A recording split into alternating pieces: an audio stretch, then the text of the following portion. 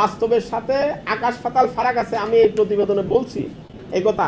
জাতিসংঘ আমাদের এটা বিশ্বাস করেন না, কারণ আমরা যদি সড়ক দুর্ঘটনায় হতাহতের সংখ্যা এখানে যুক্ত করি আমরা প্রায় কত 1400-র মতো পাচ্ছি, কিন্তু ঢাকার একটি পঙ্গু হাসপাতালে শুধু 2100 রোগী একই সময়ে ভর্তি হয়েছে, 2200 রোগী একই সময়ে ভর্তি হয়েছে। বাংলাদেশে হাসপাতাল 4000, বাংলাদেশে হাসপাতালের সংখ্যা 4000।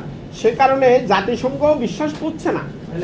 এখন আমরা এটা বলছি, আমরা একটা secondary source, news paper primary source নয়, প্রাথমিক উৎস নয়।